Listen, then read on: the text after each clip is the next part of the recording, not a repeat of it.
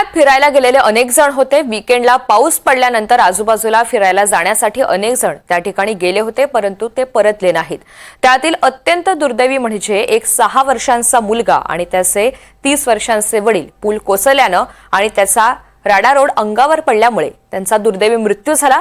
तर नेमकी ही घटना काय होती, कसं एका मिनिटामध्ये सगळं होत्याचं नव्हतं झालं, हे जाणून घेतले त्यांच्या नातेवाईकांकडून आमच्या प्रतिनिधी रेवती हिंगवे यांनी।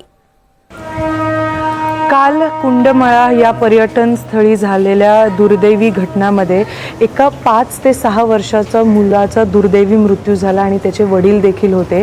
त्यांचे नातेवाईक आता माझ्यासोबत आहेत, तर त्यांच्याकडनं जाणून घेऊयात की नेमकं कसा प्रसंग होता, काय नेमकं झालं, कारण त्या मुलाची आई देखील आता वेगळ्या रुग्णालयात दाखल आहे। दादा, तो खूप एक दुर्दैवी घटना झालेली आहे, नेमकं काय झालं होतं, तुमच्यापर्यंत काय माहिती पोहोचली?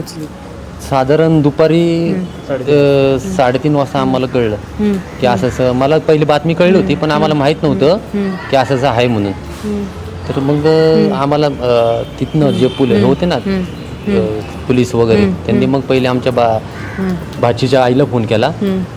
मग त्यांनी आम्हाला कळवलं की मग मला कळलं, आम्हाला आम्ही तळेगाव राहतो इथं स्टेशनला।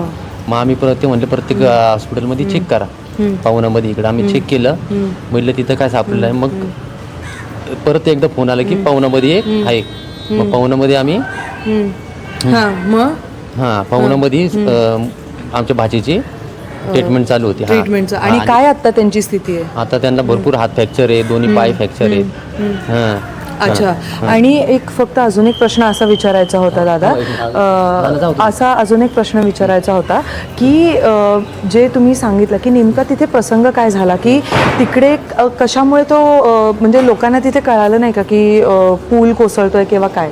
मला असं कळण्यात आलं की तिथं काहीतरी भांडणं आले ब्रिजवर। अच्छा. स्थानिक लोक पण शेलारवाडीचे कोटेश्वरवाडीचे लोक म्हणत होते की नका जाऊ ब्रिजवर, पण लोकांनी काय ऐकलं नाही। हे पण मला वाटतं गाडीवरच होते, त्यामुळं ब्रिज असा कोसळला तो।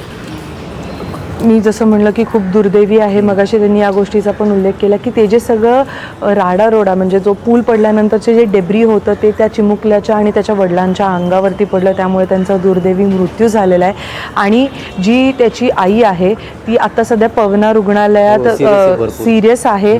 तिचं त्यांच्यावरती आज रुग्णालयात ऑपरेशन शस्त्रक्रिया करण्यात येणार आहे, कारण खांद्यांना आणि अजून इतर ठिकाणी फ्रॅक्चर झालेलं आहे। तर या सगळ्या घटनेला जबाबदार कोण? कारण स्ट्रक्चरल ऑडिट झालं नाही, निधी मंजूर होऊन सुद्धा डागडुजीकरण करण्यात आलेलं नव्हतं, आणि तिसरी म्हणजे महत्त्वाची गोष्ट की एवढा मोठा पर्यटन स्थळ, वीकेंडला 8,000हून अधिक लोक तिथे येतात, तरी पण तिथे स्थानिक प्रशासनातले कुठलेही अधिकारी का नव्हते? NDTV मराठीसाठी रेवती हिंगवे, पुणे।